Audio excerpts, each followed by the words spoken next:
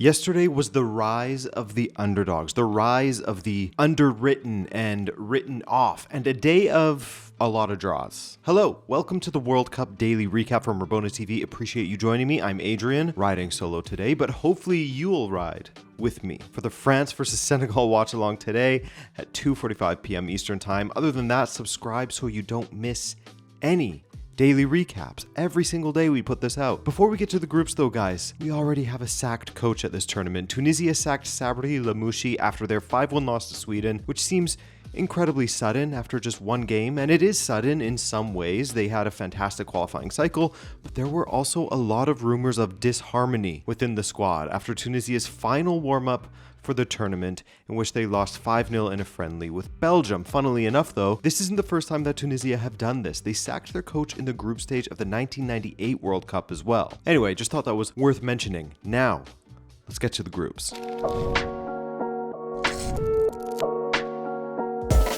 Wow, Egypt. Major shout out for how they showed up. Hossam Hassan with the perfect approach, just as we identified in the previews to the groups here on the channel. That Belgian backline is rickety, and with the players that Egypt boasts in the attack, you have to back yourself, and even in the late stages of this game, both sides were still going for it. There was no settling for a draw because third gets you through kind of mentality. They were trying to beat each other. And why wouldn't you especially go at this Belgium side? This is a Belgium side that is, very good. They were very good in qualifying, but has the Rudy Garcia attacks. I'm kidding. They actually genuinely look good under him in qualifying, but they are not the team from, say, 8 years ago that was beating Brazil on their way to the semi-finals of the World Cup. They are a beatable team, especially with that rickety back line. But in saying that, Belgium aren't scrubs, and they have some great talents in the attack and can control the midfield fairly well also. De Bruyne came close early in the match, just putting the ball on the wrong side of the post. But with both teams playing so open, it led to a open match, of course. A lot of end-to-end action, but the opener wasn't a counter at all. Imam Ashur was able to float inside away from his marker, set himself perfectly with his first touch so that he had tons of space, and arrowed the ball into the back of the net. Gorgeous strike, and I was really happy for Ashur as well. I remember last summer for the Club World Cup, he broke his collarbone in that opening match against Inter Miami, and he was pretty distraught. He was really looking forward to that tournament, so I'm happy he was able to get some shine in North America again. Baller for Al-Owais. And Egypt didn't stop attacking like I was alluding to. This is what I'm talking about. There was no setting up shop and defending with 2 blocks of 5. No, they wanted more. And they tested Courtois around the 32nd minute with a great low strike that was heading for that bottom corner. A good save from Thibaut Courtois. Belgium didn't have a shot on target in that first half, but they changed that in the second half, including De Bruyne's free kick that hit the post, which, yes, I know that isn't a shot on target technically, but they forced a few saves out of Schobert, who looked sharp in the second half for Egypt. Big save in the 83rd minute from a looping header. My goodness. Eventually, Belgium's equalizer came when Lukaku got on the pitch, and while he didn't divert it in himself, it was the third own goal of this World Cup. He kind of aura forced it in. It wasn't total domination in that second half, though. Like I said, the Egyptians were still trying to score to win this match. They are playing in what will likely be their most difficult match of the group, or maybe not, we'll see. And they are trying to win. Both sides are. Teams after my own heart, man. You love to see it. And it'll only get better today, by the way, or from yesterday. In the end, neither team won.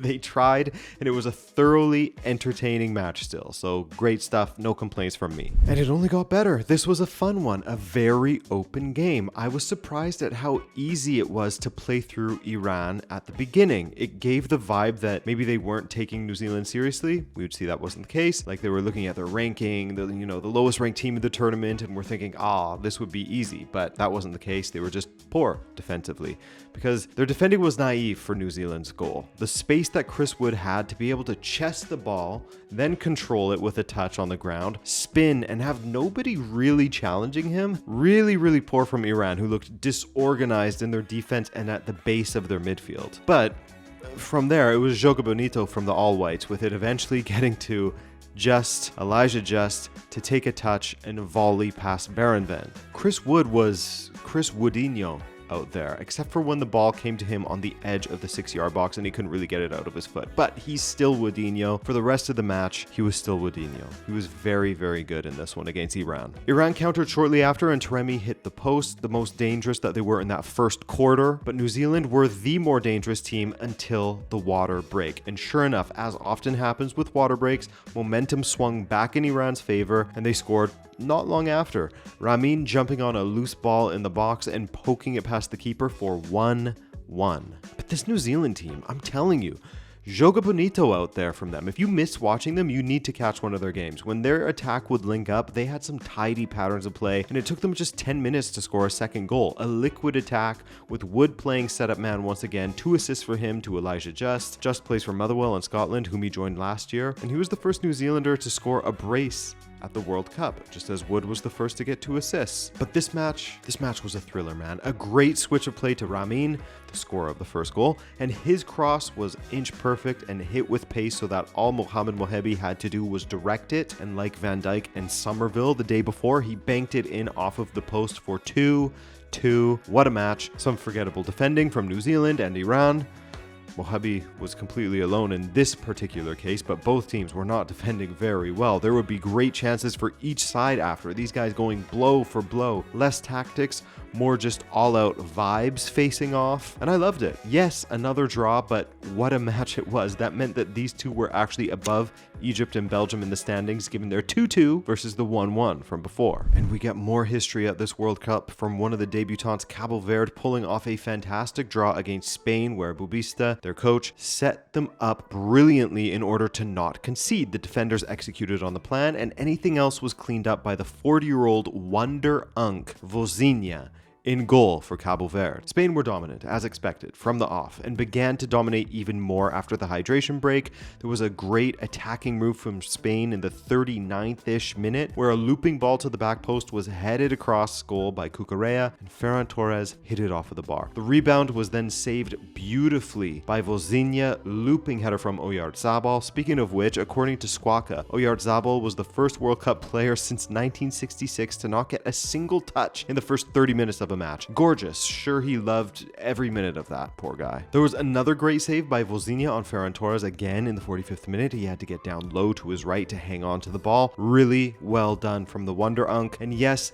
this was kind of how the rest of the match would go. Spain dominating possession, but Cabo Verde defending excellently, cutting out crosses, cutbacks, blocking 8 shots. Vozinha saved 7. The rest of their 27 attempts were all misses. And of course, the one that hit the bar. But Vozinha's organization of the box, the heroic defending by the defenders, Cabo Verde never really looked stressed. They never really looked like they were panicking back there, as if they had really done their homework and had prepared themselves adequately to take on the Spaniards. At the end, there was even opportunities for them to counter against Spain and maybe steal the result, but they just lacked a bit of quality to find their teammates making runs down the outside channels. They also looked exhausted from defending all match, chasing the ball and the Spanish around. But man, it was funny seeing how the crowd was noticeably louder whenever Cabo Verde would attack in those dying minutes. The power of the Cabo Verde supporters and all the neutrals that were there. So a defensive masterclass by Cabo Verde. They defended all match and only fouled Spain once. That is absolutely unbelievable.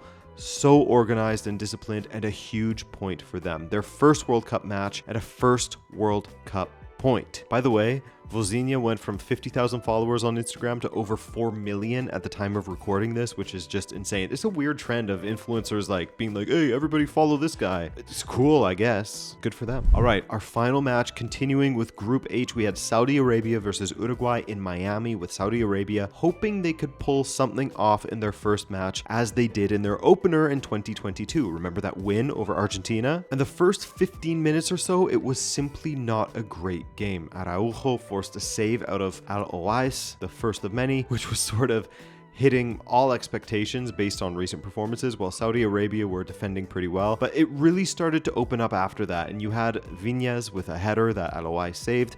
Get used to me saying that. The man with the glorious mustache, by the way. He was on one against Uruguay. Saudi Arabia came alive shortly before halftime with Muslera. Yes, that man is still going, and he actually tied Cavani now for 17 World Cup appearances. He was making a massive save on Al Amri's volley, tipping it over the bar, but he wouldn't be able to keep the out the double chance in the 41st minute. Muslera saved the initial header, but that guy again, Al Amri, was able to slide it past him on the rebound for 1-0 Saudi Arabia, which led to El Loco Bielsa making 2 subs at halftime. Sanabria and Canobio on for Vozinha and Darwin, who was anonymous in the first half, poor Darwin. And the second half was just complete domination from Uruguay. I mean, it was saves from headers, saves from strikes, a strike from Ugarte off the post. Al-Owais made some unbelievable saves, but he was finally beat in the 80th minute. Another Vinha's header was saved, but Araujo was able to tuck away the rebound. Honestly, not the easiest rebound to convert. He did very well there. Well taken volley. Based on that second half domination from Uruguay, Saudi Arabia will be incredibly happy with the outcome of this match. They really were unable to leave their own half of the pitch. Uruguay with 76% of the ball, and they had 22 attempts, 8 on target, and that's in the second half alone. 1-1, another draw, and all 4 matches on this day ended in a draw, which is absolutely wild. But I gotta say, a draw does not always equal boring, as every single match was entertaining in my opinion. There was a lot of action in each match. It wasn't just bogged down in midfield. But that said, I love seeing goals. I'd love to see more goals and maybe some victories today, eh? We see the 2 finalists from the last World Cup making their tournament debuts today, Argentina and France, so lots to look forward to. Check out the 90th minute linked below for their daily World Cup show that previews everything on the day. And other than that, subscribe here for daily videos. All right? Later, guys.